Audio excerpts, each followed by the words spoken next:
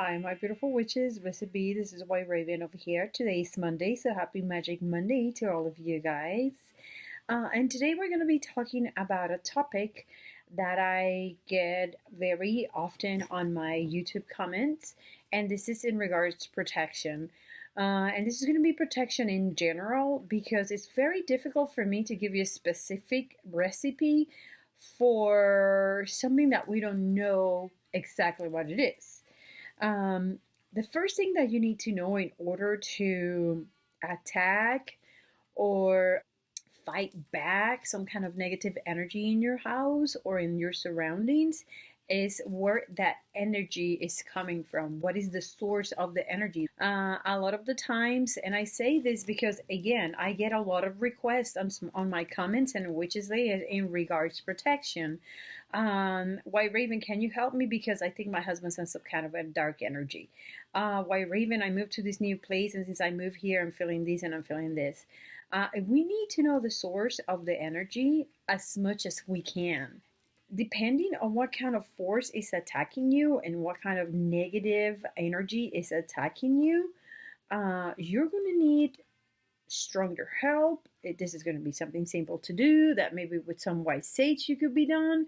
But some other times we live in places that are sacred ground from, I don't know, maybe the Native Americans or something has happened in that ground where you live. Like, for example, where I live right now is very close to battlefields from the Civil War. So there could be some kind of energy, some kind of residual energy and things that I get to experience and feel in my skin when I walk in certain places. But now I know what it is because I'm aware that the surroundings where I live is a place in which a lot of people lost their lives. So you have to make sure as much as you possibly can that you know what is the source of the attack or the source of the dark energy that you feel around you. It's just going to be more effective the way you fight it back because we know the origin of it. In that case, sometimes we can use shamans. In some cases, we're going to need to use some kind of voodoo priest or priestess, even pastors or ministers, and different circumstances requires different approach. So this is why you have to be aware of what is it that is attacking you. A lot of houses come with some serious history, dark history, just like many places in this world. You probably are going to encounter once in your life a specific place in which something bad happened or some very powerful energy took place. So you need to fight everything according to what it is, okay? Choose your battles. There's some places in which you may want to just move out. There's many things that you can use for protection. People ask me, "Well, Raven, what do you do when you move? Now that I moved to my new place, what do you use to keep your place clean?" I put a lot of black salt around my space. We saged it and we consecrated it, and right now I have guardians. By my thresholds, I have assigned certain guardians to my door that they're not going to let anything in. I have assigned guardians outside in my garden for things to come in and just keep me completely safe while I'm not here and while I'm here. I love these guardians. For example, I have a gargoyle, and he's kind of his name is Alex actually, and he's very scary looking. And there's going to be a lot of people that are just simply not even going to get close to my house because of the guardians that I have protecting my house. They just don't look pretty. They probably think I'm completely crazy, but hey, I really don't care. Other than that, like I said, I use sage. I already shared with you guys a video in which I use Palo Santo, I use camphor, and I also use liquids like, for example, Florida water. I love Florida water. What else I do? I also burn some incense. I'm reading a list that I have over here. Like I said, salt is really good. You can sprinkle salt in all the four corners of your house, and you can do it outside the perimeters of your house. You can do the salt. You can also do black salt. Please be aware, black salt is not the same black salt that is used in some Indian cuisine, and some other people use black salt. Black salt is literally scrapes of iron pans, and you mix that with salt. My black salt, I already purchased it, already made. But if you happen to be able to do it on your own, even better. There are some plants that you can have in your house, and it's better if you have them planted, if they're alive. Lavender is one that is very good to have around in your house, together with patchouli, hyssop, and rue. So if you get to live in a place in which you can have these plants, alive, living plants in the backyard or around your home, and together, the energy between these plants together are magnificent for you to protect your environment. Again, that's going to be hyssop, lavender, patchouli, and rue. So living plants are always good. If you're not able to have those living plants with you, you can also mix the four of them, the hyssop, the lavender, the patchouli, and the rue, and you can put them, mix them around in powders and sprinkle around your house. Liquids. What other liquids you can use? Well, other than Florida water, you can use salt water, you can use holy water, you can use tar water, you can use menstrual blood.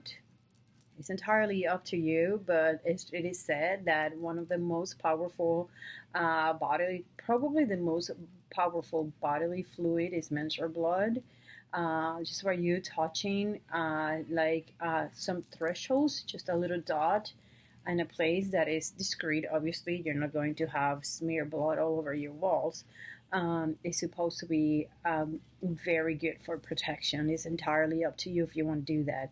Another liquid, another watery form that is supposed to be extremely, extremely powerful, and this is probably something you have seen in some customs, is saliva.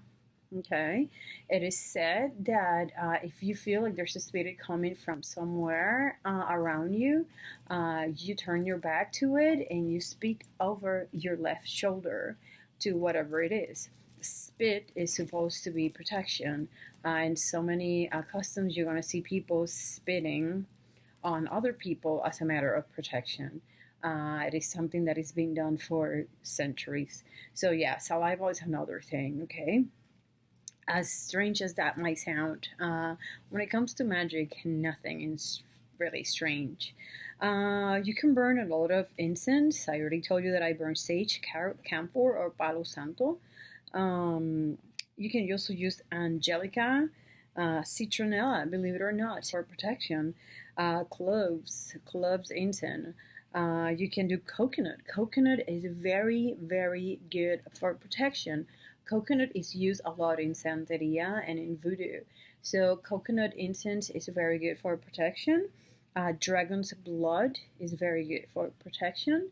And I'm talking about incense right now. Eucalyptus is really good for protection. Myrrh and sandalwood.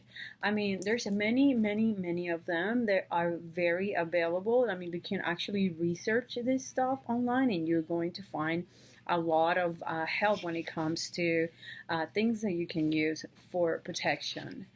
You can draw circles in your house. You can draw a circle of protection. You can mark that circle with some kind of powder. You can use cascarilla, which is nothing but grind eggshells. Okay, probably I'll share with you sometime eventually how to make chalk with cascarilla, so you can actually make drawings on places with cascarilla.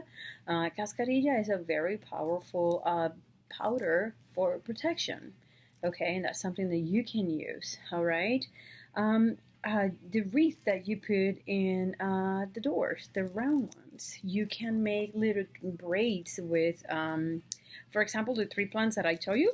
The rue, the hyssop, the lavender, and the patchouli. You can just entwine them together and make a little circle with it and just hang it outside in your door. But today I'm going to share with you something that I'm going to make that I'm actually going to put in my front door, and this is going to be for protection. I'm going to put it, I have 2 doors, and I'm going to put in a baggie in each door. Thing that you're going to need 3 things, and they need to be together. Okay, I have my little baggie here. It's not a plastic bag, it's completely see-through. Okay, so what are we going to put in there? We're gonna put some mugwort, okay? It's, of course, mugwort is protection from evil spirits, so that's why I'm using it, because this is pretty much gonna be protection towards spiritual stuff, protection towards the spiritual realm. Okay, so that's what I'm going to be doing today. I'm going to add, and this is something that I really, really love, that I got to buy so many of it, but we're also going to use calamus. Okay, we're going to use calamus. Calamus is something that every single person that likes to do witchcraft should have at home. This is one of those ingredients that is a must. And to that, I'm going to add some garlic. This is dry minced garlic, okay? I don't want to put powdered garlic because powdered garlic is probably too fine for my baggie. So I want something that has some kind of some substance to it. And of course, I mean, if you want to put just a clove of garlic in there, that's fine. I'm just looking for something that is discreet and doesn't smell so much, okay? So I got some of the garlic here. I'm going to put inside, okay, as you can tell. Very mild smell, guys. We're not looking for something that is stinky and smells bad. You guys know me. I love good smelling stuff. When I do my powders, they have to smell good because I really don't like very much when they smell. So I'm going to put some of my mugwort in here. If you can do the same amount of every single one of them. So it's going to be some pinches of mugwort. Okay.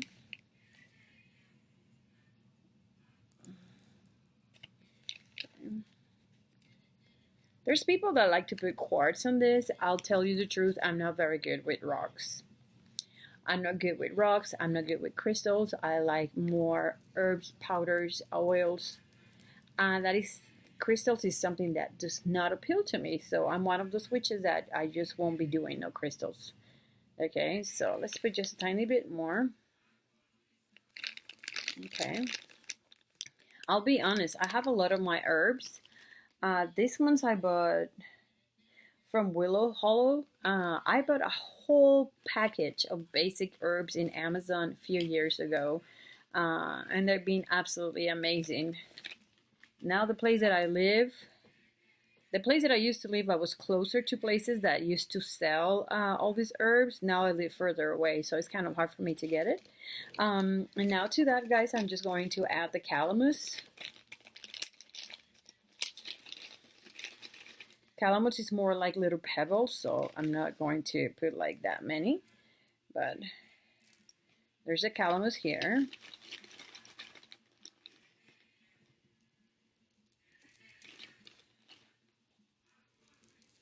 There you go. And this is my little baggie. I'll close it. Now, it is up to me. It's entirely up to me. I can put in here a pentacle if I want to. I can glue it. I can draw it. I like it like this. I'm going to leave this baggie just like this. So I'm just going to make a knot. And I'm going to empower this. And I'm going to make some kind of chant. Or maybe I won't even do any kind of chant. Maybe I will do some kind of transmitting my energy towards it. Okay, I'm actually looking for the word. I'm just going to pass it by. I'm just going to pass my energy to this, which is energy of protection. I could call upon my angels. I can call upon my dead to come and pay attention to this. I can probably present this to my guardians that are in my door. And do like as an offering to my guardians in my door. But this is going to be hanging somewhere in my door. Not too visible, a little bit discreet, but there you have it. This is just a little baggie. I'm going to put this in the threshold of my door, right above my door, for protection. These little baggies you can put around if you want to put them in your room, if you want to put them in your windows. These are really great. And this is just another little sample of a little mix of herbs that is just done with the purpose of protection, specifically protection from evil energies, dark energies, not necessarily people, but it could be the dark energy within people that is going to come to your house. In this case, this is going to be pretty much for maybe magic attacks, energy attacks, okay, spiritual attacks. This is what this is for. You can carry this with you. Why not? And there you go. Few things that you need to know. There's spaces in this world that are literally doomed. There are places in this world that we live in that are literally dark and evil, and there's nothing we can do about it. I will say choose your battles, okay? Before you attack something or fight something, try to do research so you know what is it that you're fighting back, okay? So you can fight it back more efficiently. And also understand there's basic things that you can do when you move into a place. Be very aware of your senses when you walk into a place that you're going to purchase or that you are going to rent. And pay attention to your gut feelings when you go to these places.